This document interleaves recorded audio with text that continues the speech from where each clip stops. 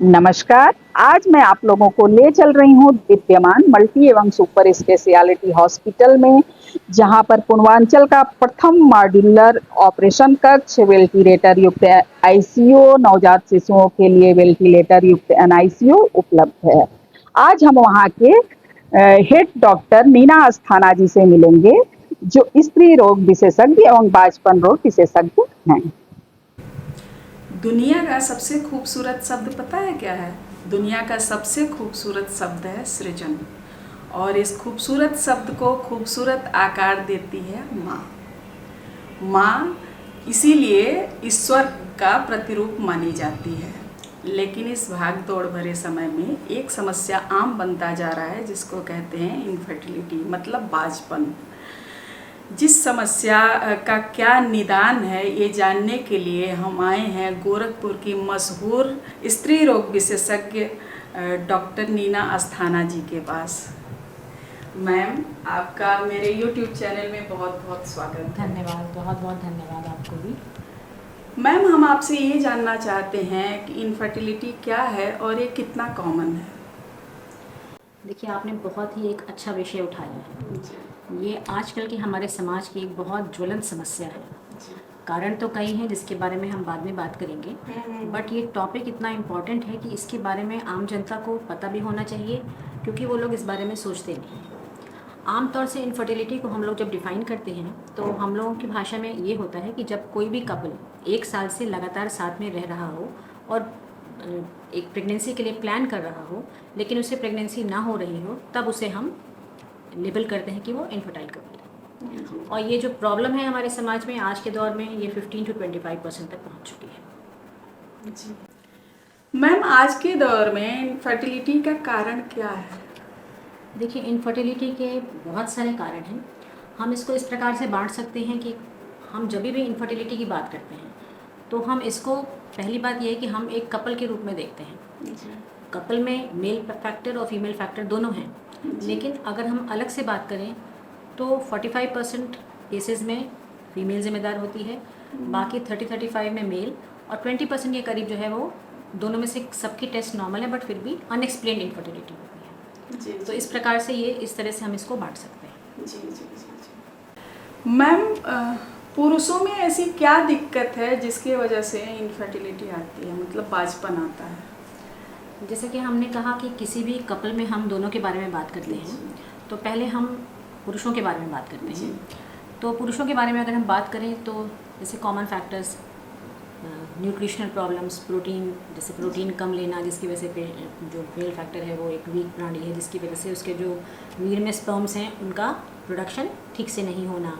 कुछ जेनेटिक कारण होते हैं जिसकी वजह से एजोस्पर्मिक हो जाते हैं लोग। इसके अलावा सबसे जो इम्पोर्टेंट है, जो हमारे समाज में कुछ इस समय गलत आदतें हैं, जैसे स्मोकिंग। तो उसमें क्या है कि जैसे स्मोकिंग में निकोटीन नामक एक पदार्थ पाया जाता है, जो कि सिगरेट में निकोटीन नामक एक पदार्थ होता है। जो स्मोकिंग करते हैं उनको इस निकोटीन से बहुत परेशानी होती है, क्योंकि ये निकोटीन जो स्पर्म्स हैं, जो अच्छे भी स्पर्म्स हैं अगर, तो उनकी मोटिलिटी को कम कर देता है, उनके चलने की जो गति है उसको कम कर देता है, जिसकी वजह से इनफर्टिलिटी आ जाती है। फिर एक और कारण है अल्कोहल, शराब की वजह से प्रोडक्शन में कमी आती है स्पर्म्स की।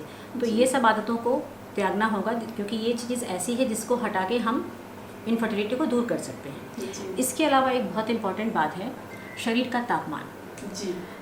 पुरुष में क्या है कि टेस्टिस बाहर होता है, उसका कारण यही है कि उसका तापमान कम करने के लिए ही ईश्वर ने उसको ऐसा बनाया है कि वो शरीर से बाहर रहता है, जिसकी वजह से वहाँ पे स्पर्म्स का डेवलपमेंट अच्छे से होता है।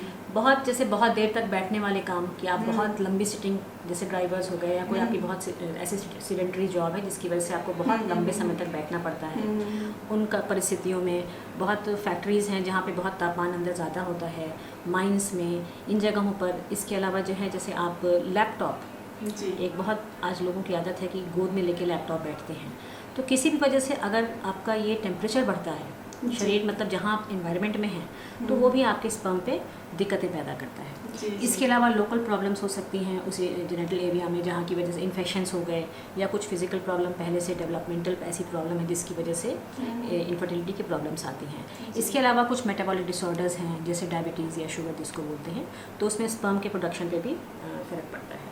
तो ये एक तरह से ये कारण है जिसकी वजह से इनफर्टिलिटी मेल्स में एक कारण बनती है। इसके अलावा जैसे बहुत गर्म पानी का इस्तेमाल करना नहाने के लिए, या फिर बहुत टाइट क्लोथिंग्स का इस्तेमाल करना जिसकी वजह से शरीर का तापमान बढ़ जाता है, तो ये भी आपके स्पर्म के प्रोडक्शन पे या उनकी गतिशीलता पर जो है गलत असर डालते हैं। जी जी जी। तो मैम ये फीमेल्स में कौन से कारण होते हैं बांझपन के? देखिए, फीमेल्स से अगर बात करें तो सबसे पहले हम शुरू करेंगे उनकी उम्र से। उसके बाद जैसे उनकी जो न्यूट्रिशन, उनकी हेल्थ कि वो खान पान कैसा है। यहाँ भी वही बात है कि अगर प्रोटीन कम मात्रा में है तो उनके शरीर का भी एक नेगेटिव बैलेंस में रहती है, जिसकी वजह से बांझपन की समस्या आती है। फिर इसलिए उनके स्वास्थ्य का ध्यान रखना बहुत ज़रूरी है। अब बात करते हैं जैसे शरीर में, एक स्त्री के शरीर में यूट्रस कमो, जिसको हम आमतौर से बच्चेदानी कमो या सर्विक्स बोलते हैं, और यूट्रस में जो 2 ट्यूब्स होती हैं, यही एक हमारा मेन अंग है जिसकी वजह से हमें प्रेगनेंसी ठहरती है। तो अगर जो सर्विक्स है उसकी कुछ लोकल प्रॉब्लम्स हो, वहाँ पॉलिप हो, कोई ग्रोथ हो, या वो किसी वजह से चिपक गया हो, उसका कैनाल बंद हो गया हो, या उस पर इन्फेक्शन हो, तो ये कारण होता है इनफर्टिलिटी का। यूट्रस के बॉडी की बात करें तो उसके अंदर कोई ट्यूमर हो, या फिर उसके अंदर इन्फेक्शन हो गया हो, या फिर कई बार किसी इन्फेक्शन की वजह से पहले कुछ हुआ हो जिसकी वजह से यूट्रस आपस की भित्तियाँ आपस में चिपक जाती हैं, उसमें स्पेस नहीं होता, तो ये भी एक कारण होते हैं। जहाँ तक ट्यूब्स की बात है, जिसको फेलोपियन ट्यूब्स बोलते हैं, वो किसी वजह से अगर बंद हो गई तो प्रेगनेंसी नहीं रुकती, क्योंकि जो ओवम है यानी जो अंडाणु और शुक्राणु है उनका मिलन ट्यूब में ही होता है। तो अगर किसी वजह से वो ब्लॉक हो गई तो प्रेगनेंसी नहीं होगी। इसके अलावा जो आजकल के समाज की अगर हम बात करें तो इस समय जो समाज में सबसे बड़ी प्रॉब्लम है वो है एज। इस समय इतनी लेट एज में मैरिजेस हो रही हैं जी, वो एक सबसे बड़ा कारण बन गया है। दूसरी बात, मैरिज जो है वो लेट एज में हुई तो वो तो एक कारण है ही, लेकिन मैरिज के बाद भी जो कपल है वो बहुत समय के लिए इसको टाल दे रहे हैं प्रेगनेंसी को, क्योंकि यहाँ वो अपने कैरियर और फाइनेंशियल स्टेटस की ज़्यादा चिंता कर रहे हैं। उनके लिए प्रायोरिटीज़ बदल गई हैं।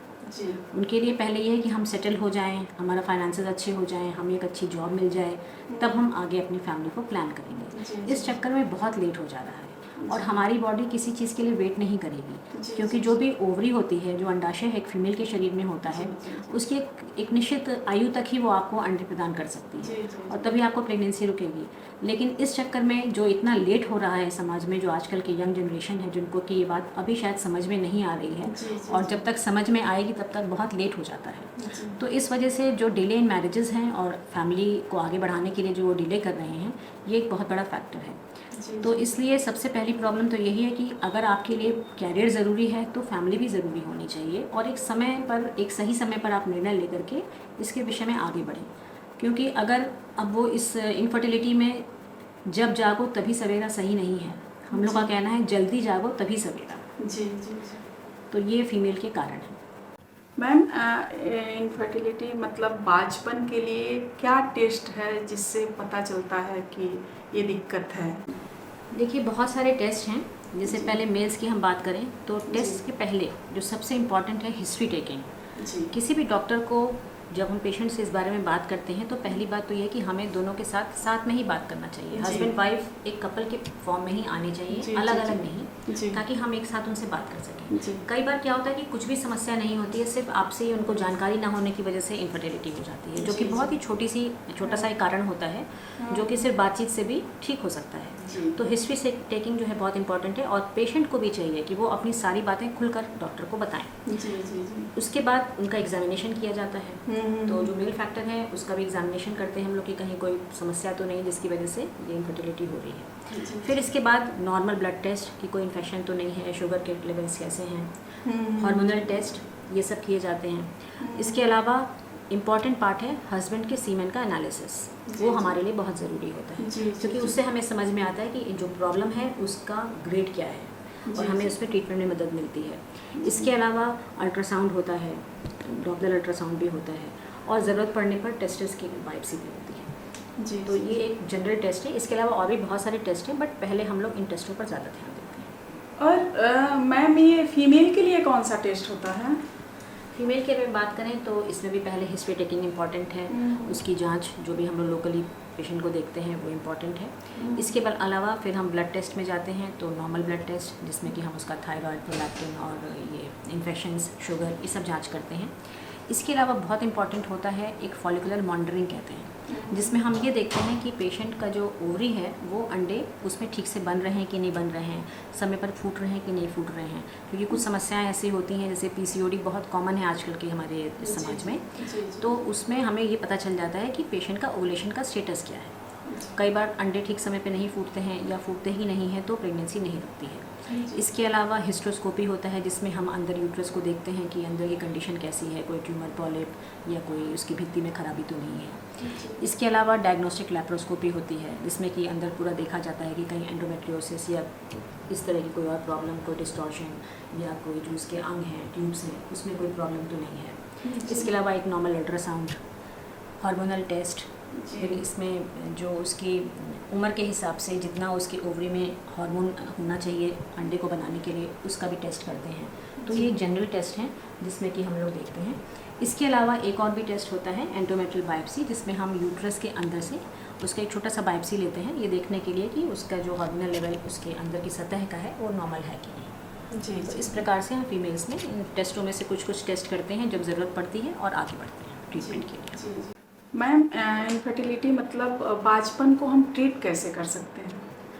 देखिए, बांझपन को ट्रीट करने के लिए सबसे पहले तो हमें ये समझना होगा कि हम बांझपन से जूझ रहे हैं। जी। जो सबसे पहली प्रॉब्लम और बड़ी प्रॉब्लम इस समय समाज में है कि लोग पहले ये डायग्नोज ही नहीं कर पाते हैं कि हमें ये समस्या है, वो इंतज़ार ही करते रह जाते हैं। कई बार हमारे पास कपल्स आते हैं जो 20-20 साल से उनकी मैरिज को हो चुके होते हैं और वो पता नहीं क्या इंतज़ार करते हैं कि कब वो चलेंगे डॉक्टर के पास। तो आप समय पर पहले घर से बाहर निकलें, डॉक्टर से परामर्श लें, जिसके बाद आपका इलाज संभव होगा। क्योंकि अगर आपने अपना एक जो आपके गर्भावस्था जिसमें ज़्यादा ठहरती है उस समय को अगर आपने वेस्ट कर दिया तो फिर बाद में कुछ नहीं हो सकता। तो आप समय पर बाहर आएँ, पहले इस चीज़ को समझें, शर्म को त्यागें और डॉक्टर से मिलकर अपनी स्थिति की जानकारी दें। तो ट्रीटमेंट में जब भी कोई समस्या इस प्रकार की आती है तो जो पेशेंट या हस्बैंड वाइफ कपल जो हैं उनको स्ट्रेस सबसे पहले हो जाता है। जी। तो स्ट्रेस इस बीमारी के लिए दुश्मन है, क्योंकि एक ये सर्कल बन जाता है। स्ट्रेस से आपके हार्मोनल लेवल्स जो है वो इफेक्ट हो जाते हैं और फिर उसका इम्पैक्ट आपके ओवुलेशन पे पड़ता है, स्पर्म के उस पर पड़ता है, तो फिर आपको आपकी समस्या गहराती चली जाती है। और ये जो दंपति हैं वो समझ नहीं पाते, वो आपस में ही सोच के समझ के रह जाते हैं, या लोग जो इधर से ताने मिल रहे हैं, इधर से कोई पूछ लिया, तो इन चीज़ों को वो नेगेटिव फॉर्म में लेते हैं। तो सबसे पहले तो यही है कि आप स्ट्रेस से बाहर आएँ और अपने समस्या के बारे में अपने परिवारजनों से और डॉक्टर से भी खुल के बात करें। फिर अपने डाइट का ध्यान दें। आजकल फास्ट फूड का ज़माना हो चुका है और हम अपने शरीर में बहुत सारे ऐसे विषैले तत्व ले रहे हैं जो हमारे शरीर को किस तरह से नुकसान पहुंचा रहे हैं ये अभी लोगों को ज्ञात नहीं है। तो अपना बैलेंस डाइट रखें, अपनी रूटीन को बहुत सही रखें। ये नहीं कि बहुत लेट तक जागना और बहुत देर से सुबह उठना, ये सब आजकल का बहुत ही कॉमन प्रॉब्लम है जो कि हमारे यंग जनरेशन में पनपता जा रहा है। कुछ भी खा लेना, कभी भी खा लेना, कहीं भी खा लेना, ये नहीं। आप अपनी बैलेंस डाइट रखें, जो हमारा एक कंटेंट होना चाहिए फूड में वही रखें। प्रिजर्वेटिव वाले सामान ना खाएं, कभी कभी खाएं लेकिन हमारी आदत नहीं होनी चाहिए उसमें। इसके अलावा जो है आप अपनी स्लीप साइकिल को सही रखें जी, क्योंकि हमारे शरीर में सब कुछ एक स्लीप साइकिल जो भी है वो एक नियत समय पर सब कुछ होता है। जी, तो अपना दिनचर्या को अपनी नियमित रखें, अपने खान पान को नियमित रखें। इसके अलावा स्ट्रेस तो मैंने बताया कि काम को इम्पोर्टेंस दें लेकिन फैमिली को भी इम्पोर्टेंस दें। शांत चित्त रहें, खुश रहें, ताकि ये तो आपकी हो गई लाइफस्टाइल जो आपकी दिक्कतें हैं उसके लिए। जी जी। फिर इसके बाद आता है कि जब आप डॉक्टर से मिलते हैं तो जितने मैंने कारण बताए उन कारणों में से जो भी कारण निकल कर के सामने आता है कि उनकी जो दंपति है उसकी इनफर्टिलिटी का ये कारण है, फिर उसके अकॉर्डिंग उसका ट्रीटमेंट होता है। ट्रीटमेंट में फिर डिपेंड करता है एज।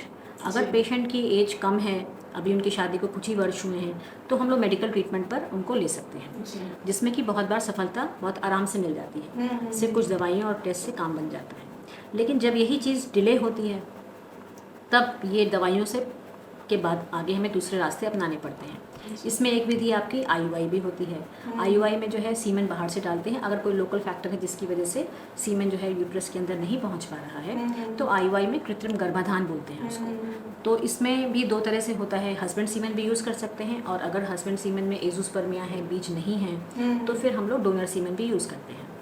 तीसरे स्टेप पर आता है जिसको कि आम भाषा में आईवीएफ कहा जाता है। जी। आईवीएफ भी बहुत तरह के होते हैं, बट हम जो कॉमन प्रचलित लोगों में जानकारी है उसके हिसाब से बात करते हैं। तो ये आईवीएफ ईटी अगला ट्रीटमेंट, जैसे जिसको हम प्रचलित भाषा में आईवीएफ कहते हैं, तो ये आईवीएफ ईटी होता है। मतलब इसमें यह है कि जो अंडाणु है शरीर में फीमेल के, उसको बाहर निकालना, स्पर्म्स को बाहर निकाल करके बाहर में एक एम्ब्रियो बनाना, एक बच्चा बना लेना, फिर उसको यूट्रस में स्थापित कर देना। इसको एम्ब्रियो ट्रांसफ़र कहते हैं।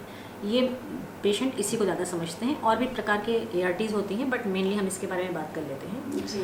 तो जब ऐसी कुछ कंडीशंस होती हैं, जैसे कि जो शुक्राणु है वो पुरुष के शरीर में नहीं है, या ट्यूब्स, फीमेल की ट्यूब्स ब्लॉक्ड हैं, या फिर इसके अलावा कोई इम्यूनोलॉजिकल प्रॉब्लम्स है जिसमें स्पर्म्स के अगेंस्ट ही एंटीबॉडीज़ बन जाती हैं और स्पर्म्स मर जाते हैं, जी। या फिर इसके अलावा कुछ सर्वाइकल फैक्टर्स जिसमें पुच्छदानी के जो मुंह का जो सर्विक्स है उसमें कुछ इस प्रकार की प्रॉब्लम है कि स्पर्म्स अंदर नहीं जा पाते हैं, और इसी प्रकार की कुछ ऐसी प्रॉब्लम जिसमें कि पेशेंट में ओवुलेशन नहीं हो रहा है, या बहुत एज हो गई है जिसकी वजह से स्पर्म या जो ओवम है उसका क्वालिटी अच्छा नहीं है, तो इन कंडीशंस में हम लोग आईवीएफ की सुविधा भी देते हैं, जिसमें कि पेशेंट्स को हम एम्ब्रियो बाहर बना करके और उसके यूट्रस में अंदर इम्प्लांट कर देते हैं, जिससे कि आगे चल के उसकी प्रेगनेंसी एक सक्सेसफुल प्रेगनेंसी के रूप में परिवर्तित हो सके। तो ये एक ट्रीटमेंट का बास्केट है, जिसकी जैसी ज़रूरत होती है उसके हिसाब से हम ट्रीटमेंट करते हैं।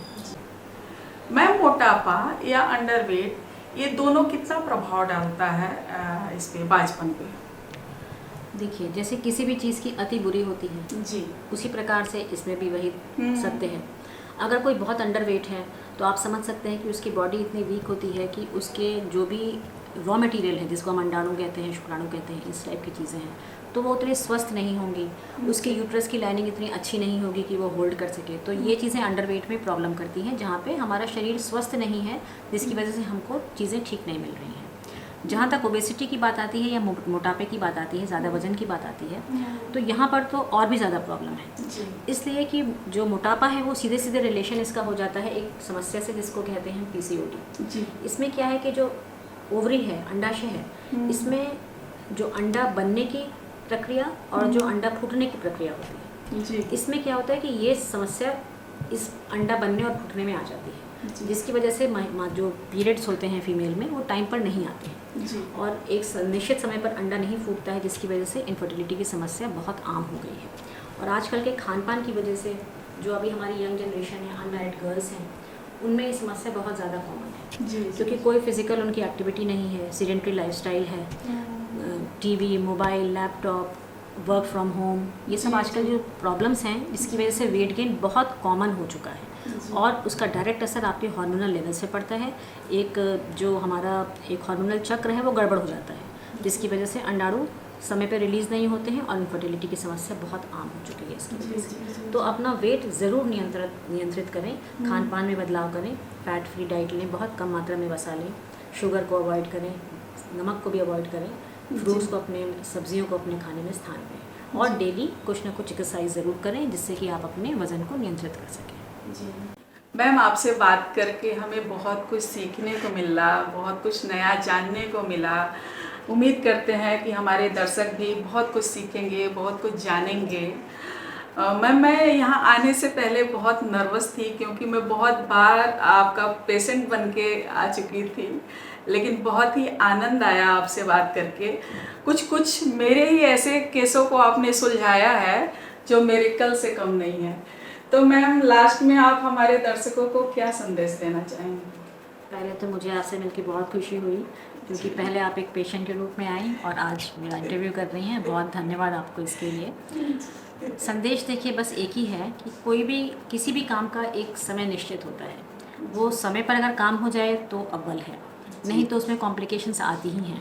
उसी प्रकार से इनफर्टिलिटी का भी यही है कि मैं संदेश यही देना चाहूँगी अपने दर्शकों को कि अगर आपके विवाह को 1 वर्ष हो चुका है तो उसके बाद आप अपनी समस्या को समझें।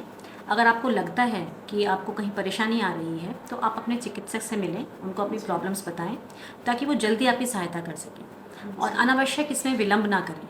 क्योंकि विलंब करने से क्या होता है कि जब यही प्रेगनेंसी लेट एज में होती है तो प्री मैच्योर बच्चे होने के खतरे रहते हैं, फिर वो NICU में जाते हैं, फिर और भी साथ में प्रॉब्लम्स होती हैं। पेशेंट को भी कुछ बीमारियां हो सकती हैं, शुगर, ब्लड प्रेशर, जो बहुत कॉमन है आजकल। तो कोई भी चीज़ को कॉम्प्लिकेट करने से अच्छा है कि हम इसे पहले ही ठीक से कर लें। तो आप अपनी प्रॉब्लम को समझें, इस विषय में ज़रूर सोचें, कैरियर इम्पॉर्टेंट है तो फैमिली भी इम्पॉर्टेंट है, जी, जी, क्योंकि लेट करेंगे तो फिर वही होगा कि अब पछताए हो क्या जब चिड़िया चुग गई जी, खेत। जी, जी, तो आप समय से अपने चेतें, समय से अपने पर ध्यान दें, और अगर समस्या है तो परामर्श लें और जीवन में आगे बढ़ें। जी। धन्यवाद।